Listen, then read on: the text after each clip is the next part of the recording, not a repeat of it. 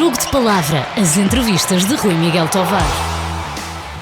Olá, bem-vindos a mais uma edição de Jogo de Palavra aqui na Rádio Renascença. Desta vez temos um convidado... Desta vez não, temos sempre um convidado de luxo. Mas desta vez há aqui uma proximidade de idades. Eu e o Hugo Leal. Lembro-me perfeitamente de o ver a nascer no Benfica, na Seleção Nacional, a quebrar uma série de recordes. Alguns deles ainda estão imbatidos na história do Benfica, sobretudo. E tenho tantas perguntas para ir colocar que não sei se não sei se o nosso tempo vai dar, mas vamos tentar aqui fazer magia. Bem-vindo, Hugo. Obrigado, Rui. Nada. É um prazer. O prazer Já é lá meu. vão muitos anos que nos conhecemos. É verdade. E eu falo tanto, também tenho tanta resposta para poder dar, portanto, espera-se um programa porreiro. Vamos, Vamos claro que sim. A minha primeira memória, assim, mais gloriosa tua, é marcares 2 golos em Campo Maior, seguidos. Portanto, na ficha de jogo está a 43 minutos e 44. Como é que é possível? A bola foi ao meio, vocês recuperaram a bola e foi golo. Lembras-te disso? Lembro-me perfeitamente, mas, Rui, se fores ver o meu histórico, os números que eu tenho, poderia dizer que é um erro, não é? Eu fazer 2 golos como profissional num jogo, não aconteceu. Acho que tenho a ideia que a única vez que aconteceu, eventualmente aí. Alverca também me lembro de ter feito 2 golos. Ok. No entanto, Campo Maior, joguei a ponta de lança na altura. A sério? Recordo ter jogado com o Nuno Gomes. E vencíamos 1-0. E a meio da primeira parte fiz o meu primeiro golo com a camisola do Benfica, como profissional. E recordo que a bola vai ao meio, recuperámos a bola. E eu também cavalguei com a bola.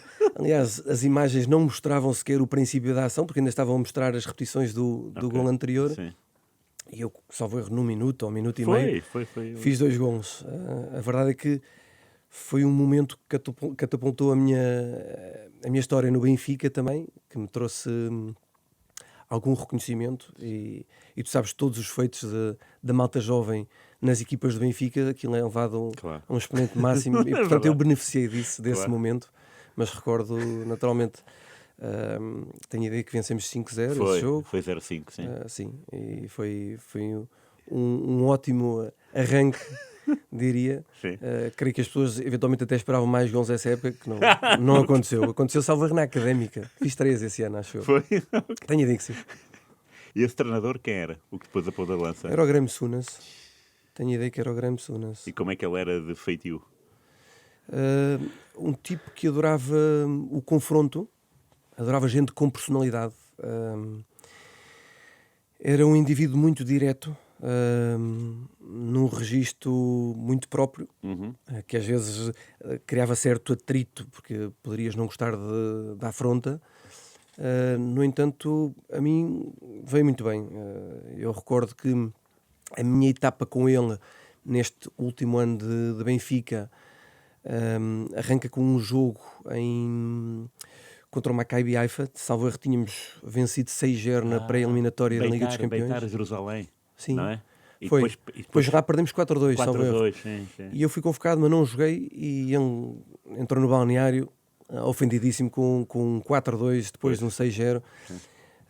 E recordo que começou a apontar dedos para toda a gente, que éramos todos os culpados e tudo mais, e fê-lo também comigo. Eu não tinha jogado e, portanto, aquilo pareceu-me injusto. Eu, na altura, confrontei-o à frente de todos, no balneário, com o Vali Azevedo presente no balneário. E ele, na semana seguinte, colocou-me a jogar com o Rio Ave. Também na altura, o Nuno ou o João Pinto não podiam jogar. Sim. E eu joguei no lugar de um deles. E ele justificou na imprensa que me colocava porque eu tinha muita personalidade. Portanto, era um tipo que gostava disso, valorizava alguém com personalidade. Sim, muito bem. Desconhecia, sabia que ele era do confronto, porque isso era nas páginas dos jornais diários era notório. E ele só se expressava em inglês, não é? Tanto vocês tinham que responder em inglês. Foi uma ajuda para eu iniciar o meu inglês. Na altura eu evolui bastante, muitas expressões técnicas que aprendi com ele na altura. Sim, mas eu acho que isto do futebol ser universal e a língua traduz-se no, Claro. no esférico. Sim, sim, sim. Aquilo, qualquer um, seja em que idioma for, consegue passar uma mensagem. Tu falaste de Nuno Gomes e João Pinto, que eram as referências obrigatórias portuguesas, mas não sei se jogaste, mas estiveste num plantel com o Valdo, Sim. com o Perradome. No ano em que me estreio estava Valdo, aliás, figuras internacionais, tinhas o Prodome, Claro. que era mítico. Mas era mesmo? Sim, A minha questão sim, é essa. sim. Sentia-se Era uma referência. dentro do balneário, era uma Era pessoa que referência- falava. Era uma referência pela exemplaridade daquilo que era um profissional à séria. E vejamos, se nós compararmos os profissionais de então com os de hoje, que eles não parecem para nada profissionais, não é? Tu vês os de hoje, cuidam-se, Sim. dormem bem, alimentam-se bem. E antigamente o Michel Prudhomme era sem dúvida uma referência. Depois tinhas outros, tinhas o Iliev, o Nika Pandaru, o Kondorov, isto de estrangeiros, o Valdo, naturalmente, que era das maiores referências, Poborski. Poborski, sim. Era o que eu ia E dizer. depois tivemos no ano em que me afirmei, onde joguei mais tempo, tínhamos os jogadores que vinham oriundos de Inglaterra, com o Graham Souness, Claro, sim. o Pembridge, o Scott Minto, O Brian Deane, o não? Brian Deane, O Dean Saunders. Dean não? Sanders, sim. E como é Havia que uns era? Tu estiveste com a escola do leste, já que falaste de Miliev, que nem sequer me lembrava, e de Panduru, do Poborski, e de repente tens a escola inglesa. O que é que era a grande diferença de hábitos? Eu a primeira não vivi assim tanto, não tive tanto contacto. A segunda, eu diria, aquilo para mim era tudo novo. Portanto, fosse um regime dos ingleses ou dos brasileiros ou o que quer que seja, para mim era novo. Portanto, era um contraste grande entre a formação e o mundo profissional, Sim. onde se falava dos filhos Era? enquanto eu falava das namoradas e tudo mais. Portanto, um contraste grande que me fez crescer e que me obrigou a maturar. Sim. E pronto, recordo isto naturalmente. Estamos a falar de eu com 16, Claro. 17, 18 Sim, anos sim. a ter que viver já num balneário onde o Valdo e o Michel Prudhomme têm a idade do meu pai ou mais. Portanto, Pois. Yeah. havia ali um Incrível. certo distanciamento Sim, em termos de mentalidade, mas que eu procurava que não se notasse assim tanto, não é? Mas como ainda hoje sou uma criança, idade mental de 14, 15 anos, portanto o registro era este. Tu, antes de te afirmares do Benfica, tiveste um ano no Alverca e eu falo com muitas pessoas que jogaram contra esse Alverca, Deco e Caju, e diziam-me que esse Alverca era uma coisa... jogava de olhos fechados. Sentiste isso quando lá estiveste, que era uma equipa que jogava de forma prática e exibicionista? Foi uma experiência para mim incrível. Eu tinha 17 anos, portanto, idade de júnior de primeiro ano, e o ter trocado a equipa de júniores pelo Alverca na altura foi uma decisão acertada, por iniciativa não minha, do próprio Benfica. Sentiram que eu poderia estar preparado para este desafio de competir com gente adulta numa segunda divisão que já só por si já era um desafio grande. Sim. Mas depois tive a felicidade de encontrar uma equipa com este registro, ou seja, tu disseste 2 ou 3 nomes, mas na realidade haviam muitos que tinham qualidade. Imagino, sim. Desde o Maniche, o Diogo Matos, o Juba, que era o capitão, toda a defesa que era referência Benfica, o José Soares, o Central Veiga, o Nelson. Muito bom. Portanto, tínhamos Bruno Bastos. Também, ou seja, era tudo malta que tinha estado no Benfica e, portanto, sabia o que fazia, não é? A coisa corria bem. Sim. E depois, sem dúvida, as oportunidades que eu tive, que joguei muitas vezes e sempre, maioritariamente como titular, numa equipa onde no meio campo tinha Juba e Deco, e como tu dizes, aquilo, com as coisas corriam bem, não é? A bola não chorava ali. Talvez com o Juba um bocadinho.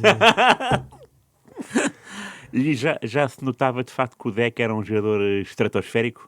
Como é que isso... Era um jogador extraordinário. Era um jogador que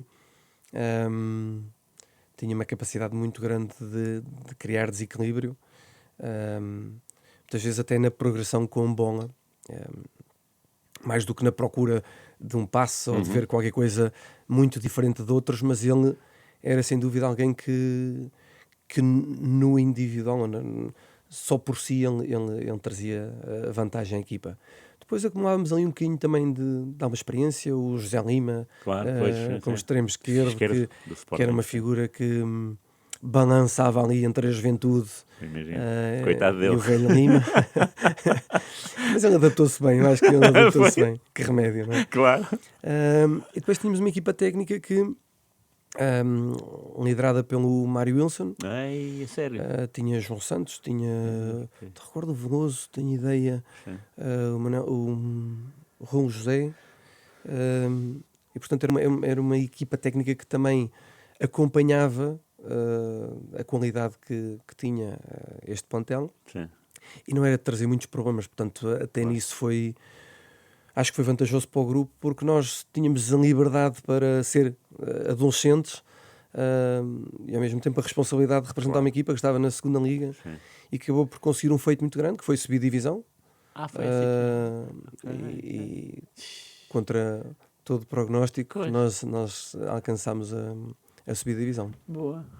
E é aí que volta ao Benfica para... Sim, no final dessa temporada, eu recordo, houve uma competição, salvo erro, sub-18, um campeonato da Europa. E que ganha... E Portugal ganhou ou não? Não, eu não? sub-18, eu tenho a ideia que isto foi na Islândia. Uhum. Não recordo se foi na Islândia, se foi no Chipre.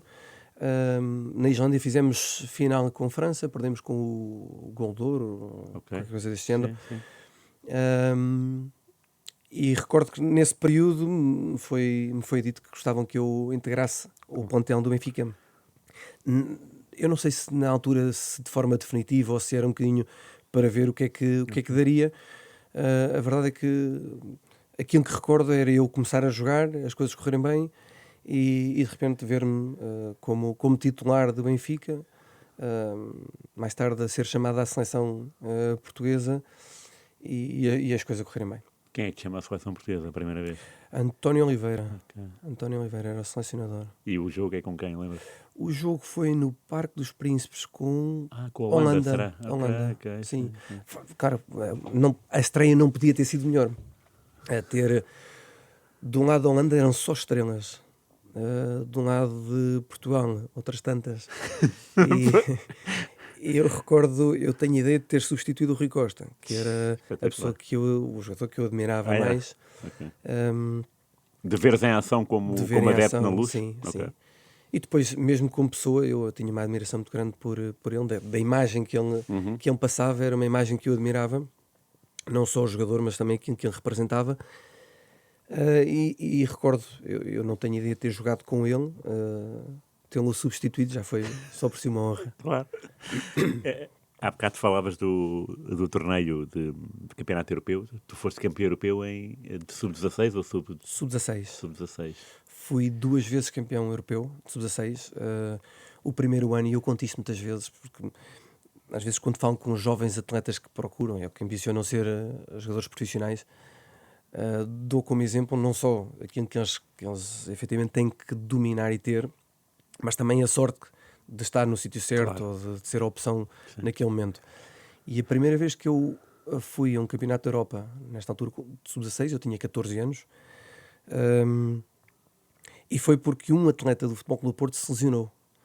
Lesiona-se na véspera da viagem, e eu estava na escola, e a minha mãe entra na escola com o diretor de turma, e eu pensei que ia ser que alguma coisa tinha acontecido ali de mal, porque eu tinha faltado uma aula de francês, estava na cafetaria e aquilo não me soava bem, mas foi por um bom motivo, a dizer que naturalmente a lesão de um atleta tinha permitido que eu fosse convocado, sendo eu era de Lisboa, jogava com os mais velhos, portanto aquilo era uma opção fácil para o selecionador na altura, e fui convocado. Curiosamente, nós fizemos 6 jogos, portanto 3 na fase de grupo, quartos finais, meios finais e final. Eu só joguei um dos jogos da fase de grupos quando já estávamos apurados. Foi um jogo com a Inglaterra que perdemos 3-1. Foi a minha única internacionalização por estes sub-16 neste Campeonato da Europa. Permite-me ter mais uma internacionalização que todos os outros da minha geração. Pois. Passo a ser capitão da minha equipa, portanto da minha geração. Sou campeão europeu nesse momento, repito no ano seguinte já como capitão de equipa, e tudo fruto de um momento de lesão de outro indivíduo que eu acho que mais do que mérito meu, um bocadinho pela infelicidade de uma lesão de outro tipo que me dão esta oportunidade. Sim. E tu depois competes no Mundial Sub-20 99 na Nigéria, não é? Sim. Portugal é eliminado nos oitavos de final, quartos de final, pelo Japão. Sim. Que chega à final e perde com a Espanha do Casillas e do Xavi 4-0. Na altura... Mas nesse Mundial tu tens jogadores, tu jogas com o Simão, não é? Sim. Tu tens jogadores que te acompanham desde esse europeu em que tu és o capitão, não? Ou já é outra geração? Muitos. Claro. Tenho ideia que muitos. Sérgio Leite, Ricardo Esteves... não posso nomear muitos mais porque senão vou errar de certeza eu com a memória.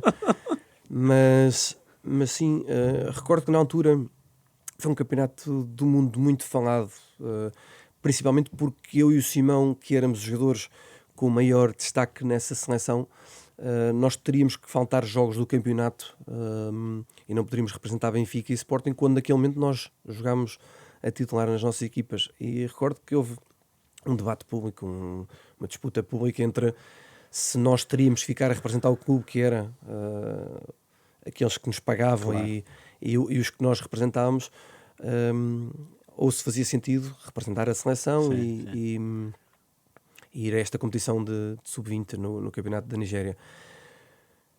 As expectativas eram tantas quando nós fomos para lá, não nos correu bem. Eu creio que nem a fase de grupos foi fantástica. Tenho a ideia de termos perdido logo com a Coreia, ou vencido a Coreia, já não recordo, 2-1, Mali e Uruguai estavam no grupo. Passámos 3 equipas deste grupo, e depois tenho a ideia que foi logo o seguinte, foi. Com o Japão. Mas foi um jogo muito estranho, que o guarda-redes lesionou-se ao fim das 3 substituições. Foi o Ricardo Esteves que esteve aqui para a baliza. A perder por 1-0, empatámos.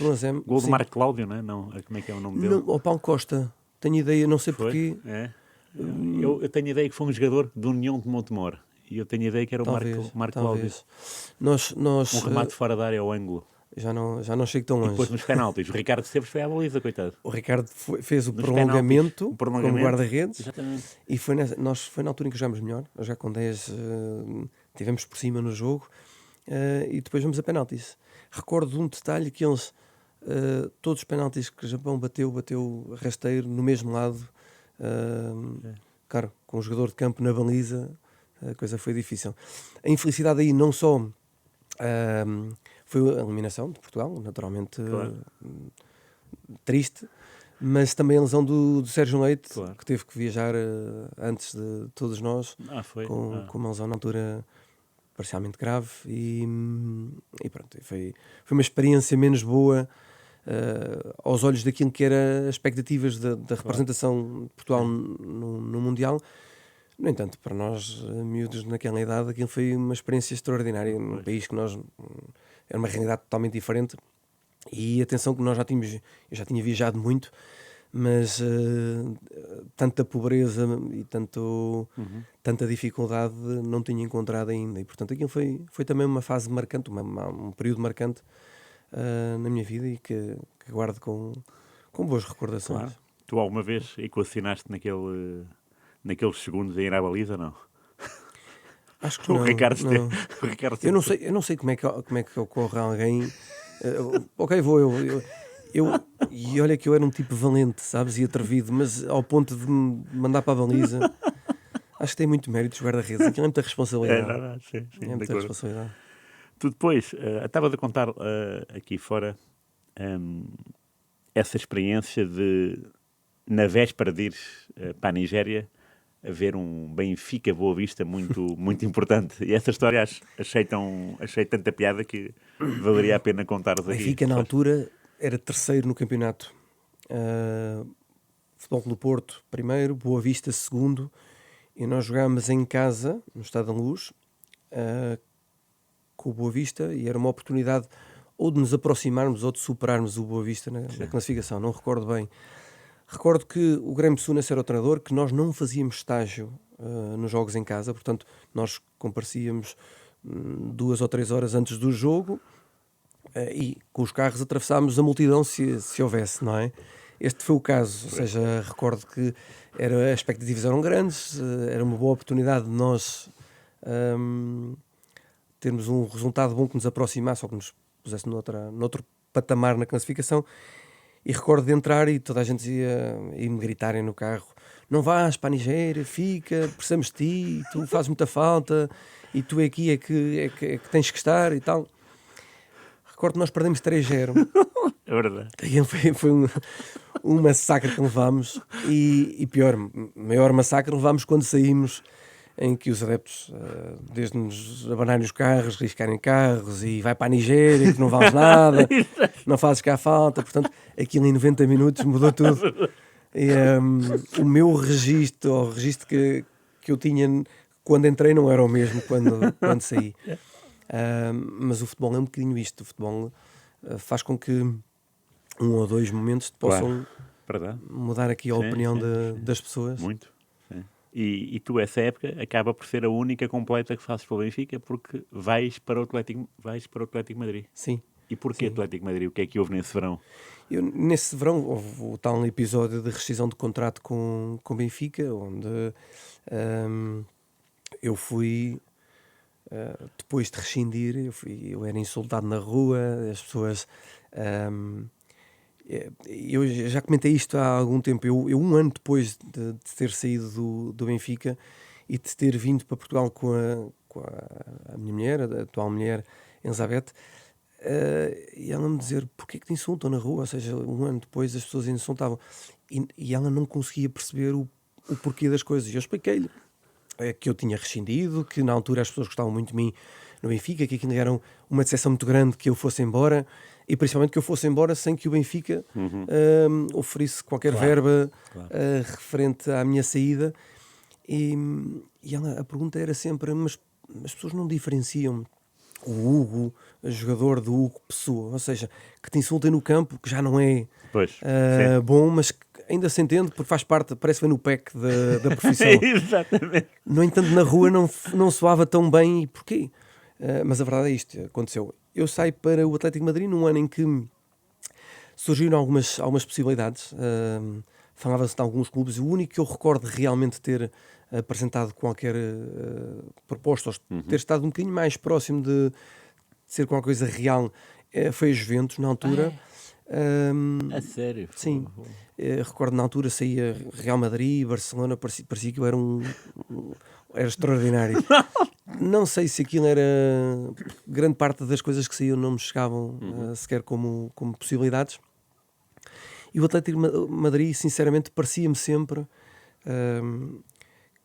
eu via o Atlético de Madrid como se fosse um trampolim para mais qualquer coisa. Ou seja, era uma possibilidade de eu jogar por uma liga que era uma liga referência, numa equipa da forma como venderam o projeto que ia ter, ou que tinha, e teve, uma equipa extraordinária que ambicionava lugares de competições europeias, e aquilo soava-me bem. Era cumprir, ser bom no Atlético de Madrid, e havia a possibilidade depois de ir aos tais Barcelona, Real Madrid, Juventus. O plano era mais ou menos este. Na realidade, não foi bem isto que aconteceu.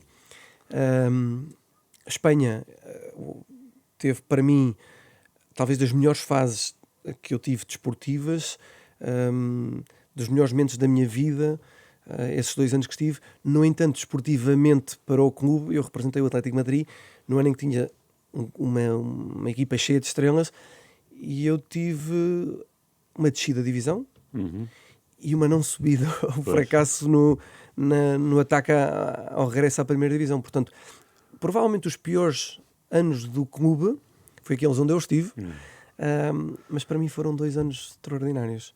E essa foi a minha experiência em Espanha. Conheci a minha mulher. Só isso? Pronto. Nunca mais me consegui ver livre dela. Eu já tenho tentado, mas não há forma. O plantel tinha o Jimmy, esse plantel tinha o Jimmy Hasselbank, que fez na altura 26 golos. Acho que foi o melhor marcador do campeonato, e mesmo assim desceu divisão. Creio que não. Creio que quem foi o melhor marcador foi o Salva, ok. que estava no Racing, e Ok. depois eu recordo isto porque o Salva depois veio para o Atlético de Madrid no ano seguinte, jogou comigo na segunda divisão. Tinha sido o melhor marcador da primeira. Que incrível. Mas o Jimmy fez 26 gols e ainda assim foi daqueles assobiados no final, Sério? quando descemos de divisão. Isto justifica um bocadinho, ou seja, mostra um bocadinho o que é também a ingratidão, das vezes, do adepto e Claro, da forma de ver o futebol. O Jimmy falha um penalti tipo a 5 jornadas do final, no jogo em casa em que empatámos 2-2, e volta a falhar um penalti no jogo com o Oviedo, onde Paulo Bento era um dos jogadores. Sim, Eu recordo, eu tenho ideia que ele era foi capitão nesse jogo. Empatámos 2-2 com um penalti falhado pelo Jimmy, e é o jogo onde nós se confirma matematicamente a descida da divisão. E pronto, e ele também esteve envolvido naqueles nomes criticados. Lá está, um tipo que faz 26 golos não podia estar nunca neste registro, Incrível. diria eu, mas pronto. Sim. E quem era o treinador dessa descida de divisão? Nós tivemos 3 treinadores. Aliás, eu em 3 anos que estive em Espanha, 2 no Atlético de Madrid e 1 em Salamanca, tive 9 treinadores. 3 treinadores em cada época. Pois. No primeiro ano eu tive Ranieri. Foi. Ranieri foi o primeiro treinador. E então? Não correu bem. Pouca Mas- adaptabilidade à Espanha. Eu diria que com a equipa que tinha que se ter feito mais. Ok. Naturalmente não é só culpa do treinador, mas o líder neste registro Claro. tem naturalmente Sim, claro. culpabilidade. Responsabilidade. Sim. Tu jogavas com ele? Jogava. Era quê? Depois- Jogavas no meio campo com Meio quem? campo. Eu jogava com o Valerón, Ai, boa. joguei com o Baraja. Barra, claro. E tive uma fase muito boa, ou seja, quando comecei eu tive quase um mês sem poder jogar, porque a FIFA não tinha decidido se eu A rescisão do Benfica. se eu podia ou não jogar. O primeiro jogo que joguei, tinha ideia que foi com a Real Sociedade. Começámos a vencer 1-0 e perdemos 4-1. Depois fiquei ali uns quantos jogos sem jogar, e quando comecei a jogar já não saí mais da equipa. E jogaste com o Real Madrid, já agora? Joguei com o Real Madrid em casa, não fiz o jogo fora. Nós vencemos só foi 2 jogos fora esse ano. Foi com o Celta de Vigo, que era uma equipa extraordinária na altura, portanto era o Celta de Vigo, não é? Exatamente. E com o Real Madrid, que vencemos 3-1 no Bernabéu. Portanto, Incrível. Pô, sério. vencemos 3-1. Portanto, em casa empatámos 1-1 com o Real Madrid, salvo erro, e foi uma boa recordação. Barcelona também não tive o prazer de jogar no Nou Camp, não. Joguei em casa para a taça. E marcaste Inclusive, até fiz de um gol. cabeça, Sim. não foi? Agora estou-me a lembrar desse gol. Raro. Foi de cabeça. Foi o 3-0, não foi? Foi o 3-0. Ai, espetacular. Foi uma história gira, porque nós era salvo as meias finais da taça. Ok.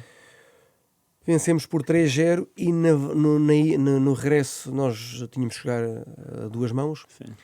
O Barcelona não se apresenta no jogo. Apresentou, subiu ao campo, mas não jogou, porque coincidiu uma data com as seleções e não tinha uma data de jogadores e tudo mais. E então entregaram o jogo E tu sem subiste jogar. também ao relvado nesse dia? Subimos ao relvado, jogámos, ou seja, nós, a Portanto, equipa. tu estiveste em Eu campo eu mas não sei se, mas não jogaste. não sei se joguei, porque já se sabia também que eles não iam apresentar a equipa, ou seja, eles subiram por questões de burocracia, para não Sim, falharem sim. Claro. com penalidades e não terem estas coisas todas, mas claro. não jogaram, não foi um jogo. Nós, no jogo seguinte em casa, eu não joguei com o Barcelona e perdemos 3-0, ou seja, que aquilo foi quase que, se tivessem apresentado, se calhar não tinham ido eles à final da taça, já havia ali hipótese. Mas nós fizemos a final da taça num ano em que descemos divisão. E com quem é que foi a final? Jogamos com o Espanhol de Barcelona em Valência. Foi um gol, daqueles lances caricatos do futebol, onde o guarda-redes do Toni tinha a bola na mão e quando levanta um bocadinho, o avançado do Tamudo, O seu Raul Tamudo. com a cabeça tirou a bola e faz gol. E eles que eram muito amigos, que o Toni tinha sido colega de equipa no ano anterior e que iam para o treino juntos, a quem foi... Sentiu-se muito ofendido. Claro. Foi. Caricato. Perdemos na altura 2-1 no final e fizemos, creio, quartos de final da UEFA, com uma equipa que desceu a divisão. Pois. Sim, a equipa tinha potencial, eu lembro-me disso. Era uma equipa incrível. Eu lembro-me disso. Isso Futre está como diretor desportivo? O Futre entra como diretor desportivo no ano seguinte, na segunda divisão. Quando o Atlético está na segunda? Sim, okay. sim. E é quando vem o Dani. O Dani também veio. Portanto, na altura... E que tal? O Daniel é uma máquina. Era um tipo que, para além de ser uma ótima pessoa, era um jogador extraordinário. Extraordinário. E acrescentou muito era ao Atlético? Fora de série. Sim, sim. Na altura havia muito os portugueses isto, os portugueses aquilo, e eu beneficiava muito de... Aliás, acho que ambos beneficiámos um bocadinho do momento de forma em que estávamos. Eu tenho a ideia de ter feito 4 ou 5 golos nesse ano, na época toda, e eu acho que ele fez o mesmo em 6 meses.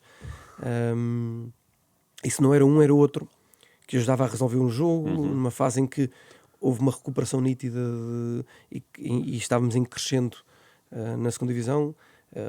Começámos mal e depois acabámos com os mesmos pontos que quem subiu, e o Daniel ajudou, teve um contributo muito, muito grande em termos desportivos, naturalmente uma companhia, mais um português lá, e recordo o Paulo Futre dizer-me na altura: epá, toma conta do puto. E tu eras eu 4 anos mais novo que o Daniel, e ele dizia-me: toma conta do puto, e eu disse: Paulo, Daniel é o Daniel, é mais velho que eu, mas foi uma fase bem, bem divertida. Em campo, eu acho que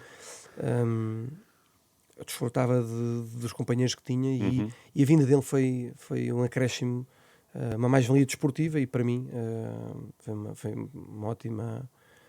uma ótima fase da minha vida também. E porquê é que não subiram nesse ano? O que é que falhou? O início foi muito mau, depois recuperámos muito, muito bem no final, no último jogo, com possibilidades de subida, e tenho ideia, isto é preciso ir ver nos arquivos, que nós não subimos por gol average com o Tenerife. Okay. É possível que tenhamos perdido em casa e ganho fora por 2-1, qualquer coisa assim. Esse 1, eu creio que é um penalti que eu faço, que não é penalti, mas que é pitado, e portanto houve o gol. E tenho a ideia que até nisso eu estou envolvido com o mau momento ou com o não, a fase ou o insucesso deste objetivo de subir a divisão.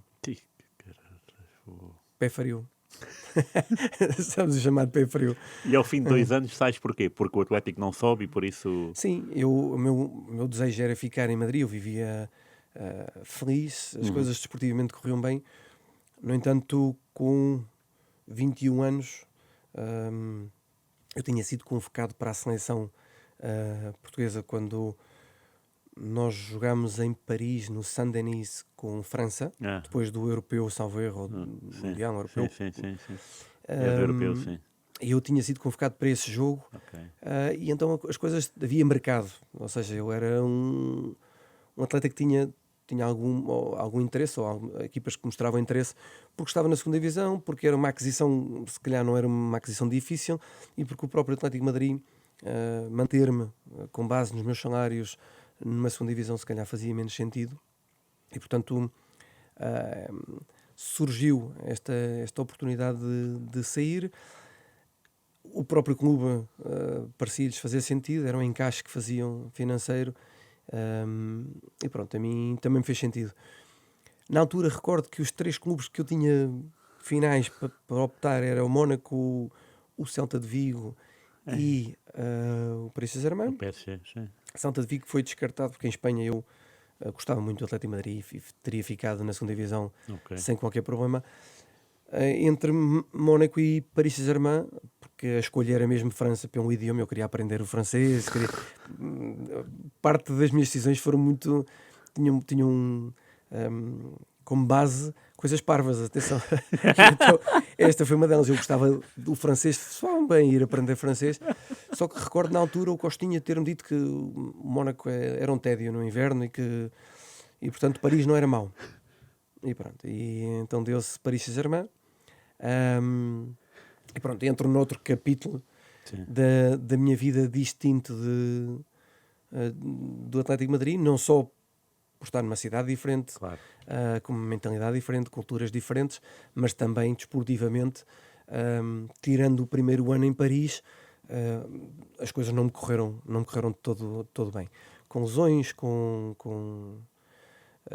muitas vezes indisponível para jogar. E pronto, E porquê? Eu tive uma operação, um joelho no primeiro ano e fruto disso, uma recuperação em que procuramos acelerar a recuperação e estar disponível mais cedo. Acho que aquilo nunca resultou a 100%. Eu, entre estar a compensar para me proteger do joelho, aquilo foi-me trazendo outras lesões. Pois. Mas episódios giros, eu entrei em Paris no registro Ronaldinho, não é? Ou seja, Exatamente, era isso que eu ia apresentados na mesma perguntar. altura, com a Foi? mesma idade, e parecíamos os dois que íamos ser as estrelas. Na realidade, um de nós foi. Um de nós foi a estrela. E que tal era ele? Muito bom, muito bom. Era? Como jogador, incrível. Pois, como jogador, Incrível, naturalmente acho que incrível. está aí, não é? Mas Não preciso falar. como pessoa, Como pessoa incrível também, era um tipo sempre bem disposto, problemas para ele zero. Portanto, aquele espírito sorridente e aquela Sim, imagem de quem está a desfrutar do jogo era assim no dia a dia. Portanto, era um tipo que estava de bem com a vida e que dava prazer, naturalmente, não só pela regalia de o ver jogar e daquilo que ele trazia à qualidade de treino, mas também porque ele não baralhava, ou seja, não trazia problemas claro. nenhuns aliás, era um acréscimo positivo Sim, ao grupo. imagino. Vocês eram vizinhos, dividiam o quarto nos estágios, como é que era? Não, eu já na altura viajei já com a minha mulher, o meu irmão também viveu connosco durante os primeiros 2 anos em França, mas os jogadores já tínhamos todos, cada um Era? Ok. as suas casas. E pronto. Dividiam o quarto, digo, nos estágios. Nos jogos fora não havia estágios. Sim, isso sim. Houve uma altura em que, aliás, tenho ido no primeiro ano com o Luís Fernandes, é uma maravilha, ou seja, era só luxo. Porquê? Nós tínhamos quartos individuais, ou seja, eu não estava habituado a isto, eu partilhava quarto com alguém. Portanto eu gostava de jogar cartas e de me juntar com os outros depois de jantar e tudo mais, que era de convívio, que era de grupo. De repente vejo-me para um quarto, portanto eu arrastava o pós-jantar para poder estar com alguém, para aquilo fazer sentido, que o estágio para mim era Claro. isto, era a convivência. Sim, sim. Mas falaste no Luís Fernandes, que era um homem que como jogador Peculiar. era as veias saíam-lhe, não é? E como treinador Como igual. treinador também. Como treinador igual. A malta dizia que ele vive muito o futebol. Não, ele tinha pancada. Era? Ele não era... Ele, se não fosse associado ao futebol, ele tinha que estar num sítio qualquer com uma camisa de forças. Mas ele chateava-te Um a tipo ti? genial, mas de picos. Um dia acordava bem disposto e era tudo do melhor, e outro dia ninguém podia falar que aquilo. Mas havia genialidade ali na maneira de viver dele. Tínhamos uma equipa muito boa. Eu sei que tu cultivaste uma amizade aí muito forte com o Heinz, né? Sim, Gabriel sim. Heinz. É para mim uma referência muito grande. Deve-se a quê? Essa empatia? É Porque automático? sabes que o primeiro ano nós era bom dia, boa tarde, ou seja, não havia assim tanta proximidade. É? No segundo ano houve um jogo em casa que ele, logo no princípio, empatámos e ele disse, ele tinha ido comigo, ele e a mulher tinham ido comigo para o jogo, aliás, eu ia deixá-los a casa depois, e ele dizia-me, perdemos o campeonato aqui, e eu pensei, terceira ou quarta jornada, já perdemos o campeonato aqui, este gajo... mas ele vivia muito aquilo e ele sofria muito com aquilo e não dormia, ou seja, era daqueles que o corpo abanava todo quando a coisa não corria bem, e eu era o oposto, super relaxado, está tudo bem, há de haver solução, sem problema, e disse, não te posso deixar ir para casa e estar a matutar sobre este tema. Ficámos a falar nos copos, em casa dele, e aquilo, a partir dessa noite, houve ali um clique que nos fez ter uma proximidade muito grande, ao ponto de, nos anos seguintes, nós já não perguntámos: queres ir jantar ou queres ir almoçar? Não, era eu hoje não posso almoçar, ou olha, hoje não vou. Mas passámos o tempo juntos. Foi uma ajuda, acho que fomos ambos, as famílias foram ajudas uns para outros. E foi sem dúvida um indivíduo com quem eu adorei ter convivido, é sem dúvida alguém que eu tenho como um irmão. E olha que eu no futebol fiz muitas amizades e muito boas amizades, mas tem sem dúvida o destaque. Ou seja, viajei quando o pai dele faleceu, viajei com ele, comprei uma guerra em Paris por isto, ou seja, fui penalizado por ter ido com ele. Sério? Não podias ir com ele? Não foi consentido, ou foi ali um misto de eu afinal vou-te pôr a jogar este fim de semana quando eu não estava a jogar, isto para reforçar um bocadinho mais a ideia de que eu estava a ausentar-me. Fui penalizado financeiramente por ter ido. Estive na equipa B durante 15 dias a jogar e treinar, e portanto tudo isto foram represálias da opção de ter ido, mas não trocaria esta minha decisão por Pois, nada, claro. nem por momento nenhum no Paris Saint-Germain. Claro. Tu chegaste a jogar alguma final da Taça da Liga, Taça de França? Joguei a Taça de França, joguei 2 finais da Taça de França. Uma, eu nem sei como é que é de relatar isto. Ou seja, nas duas fui bem sucedido, mas vamos lá explicar. Na primeira fiz golo, fui expulso e estávamos a vencer 1-0 e fomos perder 2-1. Depois de eu sair, ficámos com -1 e aquilo virou. Nesse momento, digo que fui feliz porque fiz o golo, mas não ganhei a taça. Tenho um registro fotográfico que é o Ronaldinho a correr atrás de mim. Portanto, isso tem-me vendido em todo o mundo, como se fosse o maior. O Ronaldinho não corre atrás de tanta gente. Mas então, de brincadeira, mas sim, foi um momento... Foste expulso porquê, já agora? Uma ação com o Mexes. Lembras-te do Mexes Central, que foi para a Roma? Fomos os dois, colidimos e eu vou com o pé em risco, de pé no ar, e depois encolhi o pé, mas ele simulou que eu tinha agredido e que foi vermelho direto. Recordo nesse jogo, no jogo anterior, tínhamos jogado com o Auxerre na final do campeonato francês, no último jogo, e sabes que eu tinha a ideia que ninguém queria vencer o Auxerre na última jornada, porque vencendo nós poderíamos estar entre os 10 primeiros e procurarmos ir para a Intertoto. Isso obrigava os jogadores a apresentarem-se antes. Mais cedo. E sabes que eu faço gol nesse jogo, no último jogo do campeonato. Um gol que foi anulado porque havia nevoeiro e tudo mais, logo aos 25 segundos ou 30 segundos de jogo, foi anulado.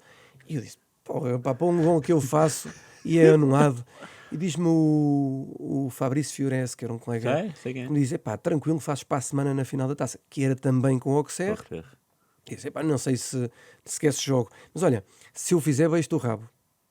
E aquilo foi uma promessa que foi feita ali. Agora imagina, na final da taça faço gol. E agora? Diante de 80 mil pessoas. Há uma imagem na internet que eu encontrei que se eu abaixar-lhe os calções ia beijar-lhe o rabo. A sério? Agora imagina isto. 80 mil pessoas. Então eu estou a celebrar o gol e estou a chamar o Fabrício Fiores, e as imagens que eu tenho sou eu a fazer, a gesticular para que o Fabrício Fiores viesse, que eu ia baixar-lhe os calções e ia-lhe beijar o rabo, e o Ronaldinho a correr atrás de mim também. Pronto, a imagem está ótima. Isto eu hei de partilhar contigo, esta imagem. No ano seguinte vencemos a final da taça, um jogo que eu não joguei, e pronto, como digo, tenho um título, esse título também está no meu currículo, mas há um misto de sensações ali quando jogas, quando não jogas. E sim, tenho a ideia que o meu último episódio em Paris, porque depois havia ali um misto não, já não há misto, ali estávamos todos do mesmo lado, que era, todos queríamos que eu saísse do Paris Saint-Germain. Eu, os treinadores, os adeptos, os diretores, cada um pelos seus motivos, mas eu porque me estava a custar muito animicamente. A minha última fase em Paris não corria bem, poucos jogos. O Paris Saint-Germain porque me pagava bem e aquilo não era, ou seja, ao fim e ao cabo não conjugava bem com o número de jogos que eu fazia. Inclusive houve um jornalista em França que sacou do meu salário, que vinha na France Football, lá quando eles faziam o top 10, e ele dividiu aquilo que o jornal dizia que eu ganhava pelo número de jogos que eu fiz, e que dava uma fortuna por jogo. Então claro, os franceses, aquilo era, odiava-me, não é só o meu nome. Quando apareceu o meu nome nos 11 iniciais, aquilo era o estádio a assobiar. Mesmo no Parque dos Príncipes? Sim. Eu cheguei a ter um cartaz muito grande a dizer Le Portugais Fond de Ménage, Não era para jogar a bola, e não podia ser para o Pauleta, porque o Pauleta era a figura do Paris Saint-Germain nessa altura, portanto aquilo era claramente para mim. Foi na altura que vim para o Futebol Clube do Porto. Número 4, porquê? Número 4, estava disponível. Eu sempre fui muito dos números pares. 20 eu sei que era. Sim, eu gostava muito do 20. Quando cheguei ao Atlético de Madrid não estava disponível, tive o 12 primeiro, depois fiquei com o 20. Paris também não estava disponível no primeiro ano, fiquei com o 8, depois tive o 20. O Porto não tive tempo sequer que o número estivesse disponível, só fiquei 6 meses no Porto e portanto o 4 estava disponível e joguei com o 4. Essa realidade do Porto é o Porto na ressaca de campeão europeu, na ressaca do Mourinho. Sim. É um Porto que tinha ganho tudo e que despede o Del Neri 2 dias antes de eu ser apresentado. Tu não apanhas o Del Neri sequer. Okay. Eu apanhei o Vítor Fernandes. Já tinhas cruzado com ele em Espanha? Não. Okay. Tive um Futebol Clube do Porto, tive um trato extraordinário de alguém que vinha do Formação Benfica e associado a Benfica, desde massa associativa aos diretores, aos colegas, tive um trato muito bom. E se as coisas não resultaram no Futebol Clube do Porto, só se devem a que eu não estava bem preparado animicamente, que eu vinha competir com gente muito melhor preparada, gente que tinha ganho a Liga dos Campeões, cujos níveis de confiança estavam no top, e aquilo que eu tinha disponível para dar na altura era curto para competir com esta gente.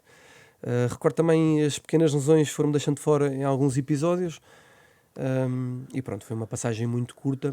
Mas tu foste a Tóquio ainda? Fui. E jogaste? Não joguei. No banco? Foi quando eu disse, ou quando eu pedi que não queria continuar no Futebol Clube do Porto. Tive esta conversa com o presidente, porque o ter ido e ter ficado de fora foi para mim duro de assumir. E viste o jogo na bancada, foi isso? Sim. E aquilo custou-me um bocadinho. Custou-me porque... Estavas com esperança de jogar porque tinhas feito alguns jogos? Achava que merecia. Tinha havido um episódio desagradável com um dos jogadores, e que aquilo todos pensavam que ele que não poderia estar sequer na lista dos 18. O treinador naquele momento mostrou falta de personalidade na sua decisão, e aquilo eu até acho que penaliza aos olhos do grupo. Mas podes contar este episódio? Eu prefiro não. Tem a ver com coisas passadas no seio do grupo e com outras pessoas, portanto, como não tem a ver comigo, com decisões internas e tudo mais. Mas o facto disto ter acontecido levou-me a pensar que não era ali que eu queria estar naquele momento. A minha mulher estava grávida, a nossa primeira experiência no Porto não estava a ser tão agradável como aquela que foi o nosso regresso ao Porto, que nós adorámos viver no Porto na segunda vez que lá estivemos, mas este momento tudo pesava para que eu não continuasse no Futebol Clube do Porto. E pedi na altura para sair. Não, Vingada era treinador da Académica e era amigo dos meus pais, e amigo de família, e fez o comentário junto dos meus pais que eu dava era jeito na Académica, que ali é que eu poderia estar bem e tal. E aquilo parecia ser algo longe de poder acontecer, não é? Eu estava a representar o Futebol Clube do Porto, vinha de um Paris Saint-Germain e de repente ir para a Académica, que na altura era o último no campeonato, fazia pouco sentido.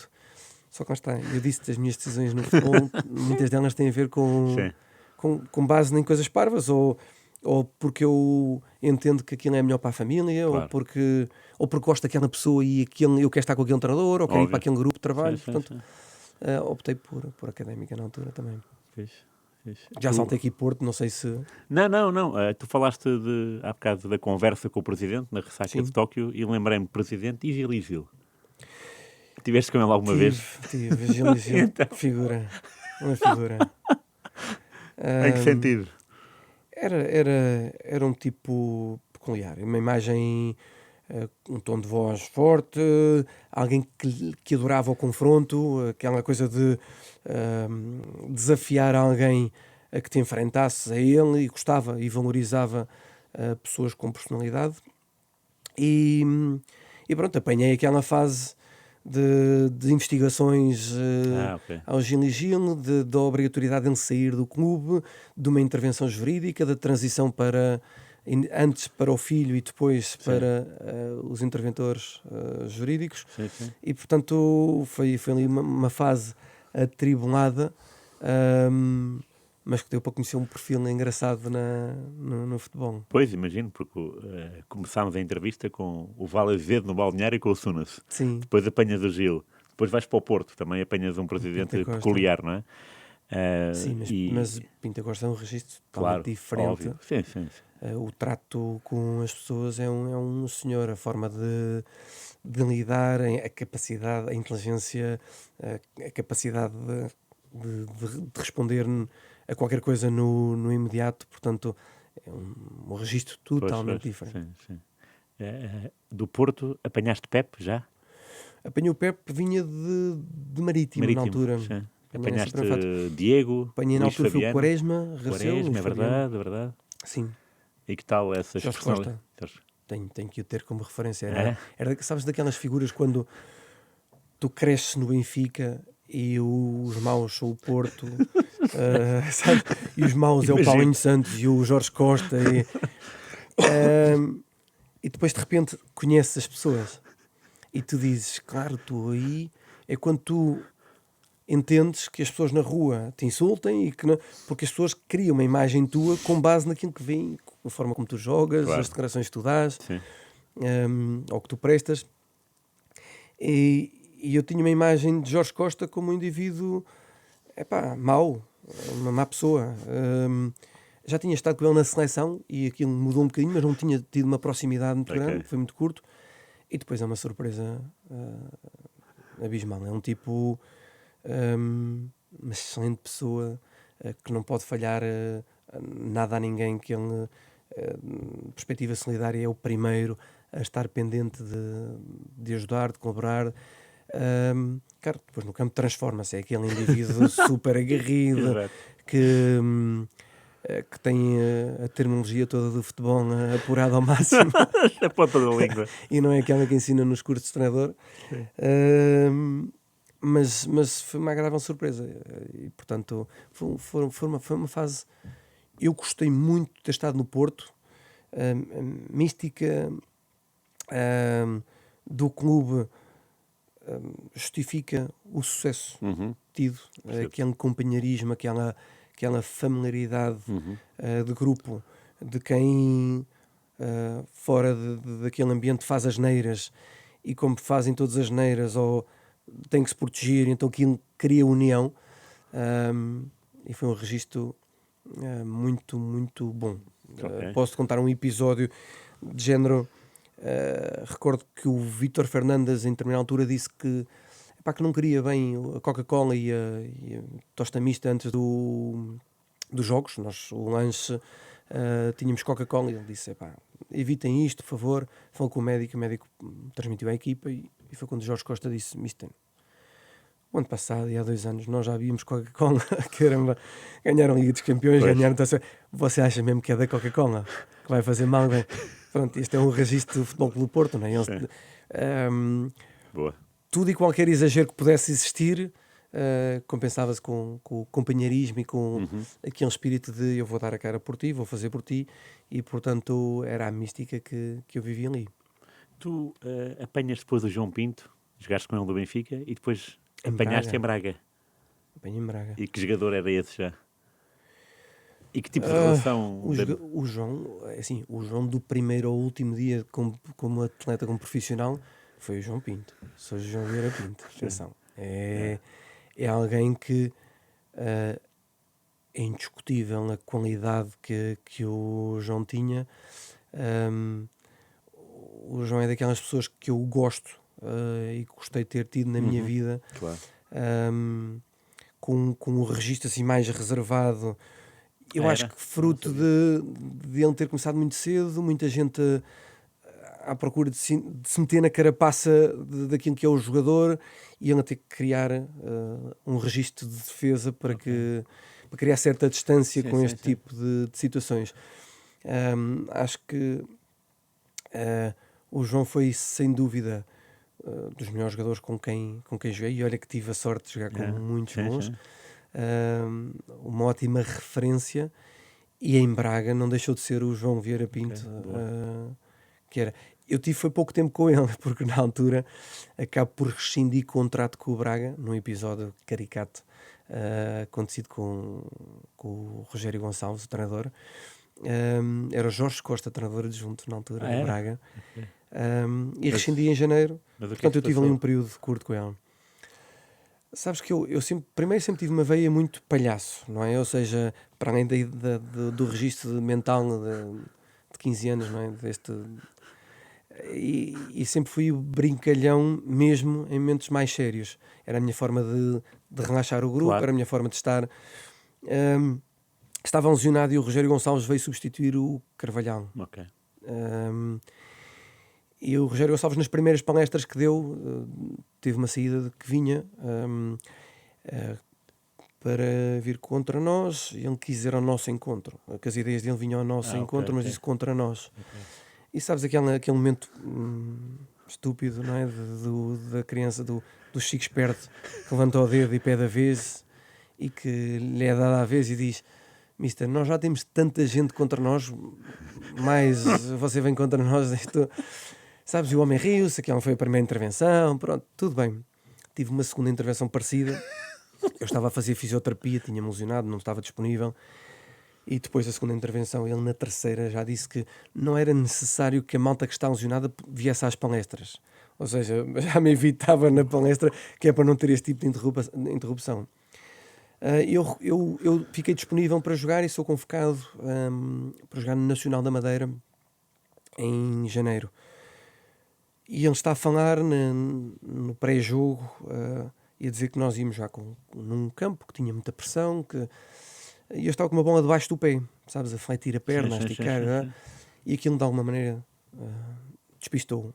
E ele parou na forma, naquilo que estava a dizer, e pediu: podes parar com a bola, e eu retirei a bola, mas aquilo foi no momento em que ele parecia que ia apanhar a bola, ou seja, dá a ideia que ele vai apanhar a bola e eu chutei a bola para baixo, que não foi de todo intencional. E quando eu julguei que ele ia voltar à conversa, ele voltou para mim e disse: parece que fazes sempre propósito para me desconcentrar. Ele tinha estado a falar da concentração, que temos de estar focados no jogo, mais uma saída parva. E eu disse: Mister, também não foi o melhor exemplo de concentração, Mister. Assim, aquele tom parvo. E ele disse: podes sair do balneário. Tipo, parecia uma criança a sair da sala de aula. Fui para o balneário ao lado e já não estive na convocatória. Aquilo era um bocadinho fruto do meu momento em Braga, ou seja, um descrédito grande já no futebol, muito pouco disponível, com lesões, muitas delas musculares, e eu acho que isso deve só à altura em que nasceu o meu filho. Eu passava muitas noites sem dormir, ou seja, foi uma criança que dormiu muito pouco até aos seus 2 anos, e eu fui pagando um bocadinho pela ausência de sono, pronto, se calhar alimentava-me pior e menos água, qualquer coisa que levava a ter incrível como a vida normal pode prejudicar a vida normal. E sabes que eu no futebol paguei muito por algumas decisões tidas na minha vida pessoal, ou seja, o abdicar quando saí do Futebol Clube do Porto, eu podia ter ido para muitos sítios relançar uma carreira ou ganhar muito mais dinheiro, e opto por ir para a Académica porque estava mais perto de casa, porque ia ter com um treinador que eu gostava. Sim. E tudo isto leva depois a estar mais longe desse retomar de carreira. Mas aqui a mesma coisa, eu nunca abdiquei de me levantar uma noite para ajudar a minha mulher no trato ou no cuidado ao meu filho, em prol de estar disponível. Sim. Naturalmente isto depois paga-se, não é? Sim. Isto paga-se. Tu também apanhaste o Ruben Amorim no Belenenses. No Belenenses. E já o conhecias? Forjou-se aí uma amizade? Não, conheci o Ruben no Belenenses, na altura. Tínhamos um grupo bem divertido. Tínhamos o Jorge Jesus como treinador. Era? O Jorge Jesus como treinador. Tínhamos uma esquinazinha no balneário que tinha o Gonçalo Brandão, o Rolando, Cândido Costa e Ruben Amorim. Coitado do Jorge Não Jesus. preciso dizer muito mais, porque quer o Ruben, quer o Cândido são figuras engraçadíssimas. Sim. São dois tipos geniais na forma de expor qualquer coisa, de contar histórias. Portanto, são dois tipos muito, muito capazes e que trazem uma alegria grande a um balneário. Inclusive, nós criámos na altura o comitê da cueca rota. Eu não posso aprofundar muito porque não tem só a ver comigo as coisas. Mas isto em determinada altura nós votávamos aquelas cuecas que não estavam em condições ao nível de um jogador de futebol Claro. profissional, não é? E portanto a primeira grande vítima foi o Cândido Costa, naturalmente. Óbvio. Uma cueca que tivesse os elásticos já mortos e que aquilo não apertava, ou que viesse com manchas e não era agradável e portanto era impossível termos aquilo. Então havia o tubarão, que era o x-ato de tirar o tape dos pés, que nós ligámos os pés e então recorria-se ao tubarão para rasgar as cuecas ou as meias que não tivessem condições. Sim. Cara, aquilo chegou a um extremo de nós levámos cuecas novas semana sim, semana não, porque Claro. não podíamos facilitar com nada. A exigência era muito. E portanto, até um dia, porque eu sempre fui o malandro ao ponto de, quando via que a votação já estava decidida, eu votava sempre a favor da vítima. Dizia, não, eu estou contigo, para mim não rasga. Mas aquilo já estava 3-1, portanto ia rasgar na mesma. Claro. Eu fazia sempre o traidor, não é? Exato. E até que o Cândido Costa um dia pegou numas cuecas minhas que não sei sequer se aquilo eram praticamente novas e começou a pôr o dedo, a perfurar e até que aquilo mostrou e o comitê votou que tinham que rasgar umas cuecas praticamente novas e disse, atenção que a partir de hoje não vou apoiar ninguém. Mais. Era o comitê da cueca rota. Coisas giras. Histórias de bola com gente gira, com Claro, gente que óbvio. tem estas dinâmicas e que isso é o bom do futebol, acaba por permitir a gente com 33, 34, quase 40 anos, não é? Viver como crianças, como adolescentes, com esta mentalidade infantil de balneário. E Jorge Jesus, que tal, no meio disso tudo? No meio desse comitê? Não, o Jorge Jesus tinha naturalmente as saídas dele, não é? Usava muito, por exemplo, os capitões. Saía-lhe muito, com muita naturalidade. Ao ponto de, e eu não me posso rir muito disto, que é, nós ao repetirmos tanto e aquelas coisas de nos rirmos de algumas expressões, quando o teu cérebro já te leva Sim. a dizer, quase a dizer quando vais falar naturalmente. E portanto já tens que estar a fazer pausas, tipo, não. Aconteceu-me, na altura no Benfica, e volto atrás, numa conferência de imprensa eu ter dito comigo ou semigo. Ok. Isto porquê? Porque houve uma altura, uma lista de coisas que tinham saído, que era as broncas dos jogadores da bola, As frases mais estapafúrdias. E veio esta, e nós ríamos muito e falávamos, e aquilo era motivo de conversa de balneário, é só, e pai, tu disseste isto, ou aquele disse aquilo, e saiu-me numa conferência de imprensa isto, comigo ou sem amigo, e eu reagi rápido, tipo, como diz o outro, não é? Tipo, mas já foi tarde, estás a ver aquilo cortado. Achei um momento giro. Última pergunta, porque ainda bem, já vai longa a conversa, mas tem que acabar. Acabaste a carreira no Estoril, com uma lesão, e agora trabalhas no Estoril, e o teu trabalho é muito interessante, porque ainda hoje chegaste aqui cedo, quase a mesma hora que eu. Estava eu a dar-te indicações, é na Rua da Buraca 12, e já estavas tu a cumprimentar-me e a pedir um café. Foste levar um miúdo indiano ao aeroporto. E começaste-me a falar sobre o protocolo que o Estoril tem com a formação, e achei muito interessante, e não sei se é do conhecimento geral, mas queria que fosse mais público ainda, agora. Boa. Que desses conta desse... Eu há 10 anos que estou na formação do Estoril Praia, é um cargo não remunerado, é um cargo que me dá um gosto incrível, porque me ajuda eu não sei, tentar corrigir algumas coisas, porque nós temos que começar pela base, não é? E então encontrei no Estoril Praia, com a direção do Estoril Praia, que isso é importante, percebes? Apesar de eu ser diretor, sou vice-presidente do clube, mas tenho um presidente que é muito disto, ou seja, que isto faz sentido para ele, que é o Alexandre Faria, e que facilita as coisas, que é começar a usar outro tipo de expressões no futebol, a ter outro tipo de iniciativas que eduque.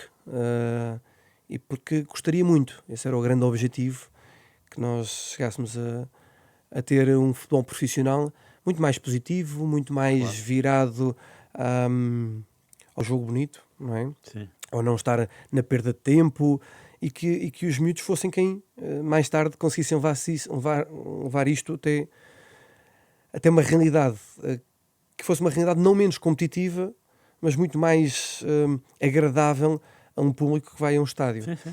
E, portanto, há muitas iniciativas que foram feitas, desde agora no dia 8 de dezembro vai haver os Pais Galinha, que é um torneio onde os pais representam os filhos, e eu ponho os filhos a dar os bitites fora, chuta, pai, não jogas nada, aquelas coisas todas.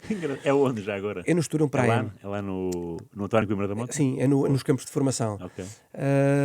Boa. Os pais representam os filhos e os filhos, portanto, participam como público.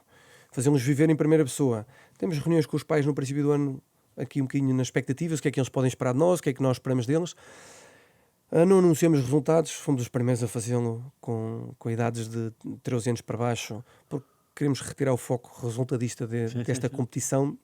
Temos tempo mínimo de jogo para atletas deste registro, até às competições onde as regras ditam que há substituições limite, então aí nós ajustamos, temos que cumprir, mas tudo o resto nós procuramos que todos joguem tempos mínimos de jogo. Temos atividades para gente adulta, a comunidade estorilista que queira praticar futebol. Eu dou treinos à segunda e quinta a senhoras mais velhas, e não tão velhas, senão elas quando ouvirem matam-me. Mas senhoras adultas, homens também, que são grupos grandes. Temos uma quantidade de iniciativas que promovem o fazer bem e o transmitir bons valores. Eu acho que isto marca a diferença. Agora, o Estoril Praia não deixa de ir ficando para trás, porque ainda que tenha ótima relação com o Estoril Praia SAD, é autónomo e vive de um orçamento muito limitado. Okay. E, portanto, competir com outros clubes que tenham orçamentos como onde as SADs intervêm é muito difícil. E, portanto, nós vamos fazendo pequenos milagres de nos ir mantendo nas ligas mais competitivas, com um perfil de treinadores extraordinário, que nos ajuda a crescer, procurando recrutar o melhor possível com as poucas ferramentas que temos, mas é agradável. Eu acho que o crescimento que tem tido o clube é a minha satisfação pessoal, dá-me ânimo para cada dia a estar neste registro. E pronto, há de ser um ciclo que também se fechará em breve, mas a família também exige tempo e atenção. Sim. Eu achei curioso porque hoje foste levar ao aeroporto um miúdo indiano. Sim. Qual é que é a idade dele? Ele tem 16 anos. 16. É um programa internacional que nós permitimos que a gente estrangeira venha desfrutar do país que nós temos, da qualidade de treino e qualidade competitiva que tem Portugal, desde um bom clima. E depois são miúdos que nós tratamos como família e que têm uma ótima experiência de vida cá, uma experiência desportiva que os ajuda a evoluir, mas acima de tudo aqueles que passam mais tempo connosco, que estudam cá e que têm todo o seu processo de vida cá, têm uma experiência ótima de vida. Claro, então, em matéria no aspecto social deve ser um salto gigantesco, não é? E tu estavas a dizer que esse miúdo indiano está com outros miúdos indianos e até tem um cozinheiro indiano. Sim. Achei isso delicioso. Tem o caretaker, o cuidador da casa, que tem esta responsabilidade, também indiano, fala português lindamente, já está connosco há 8 anos.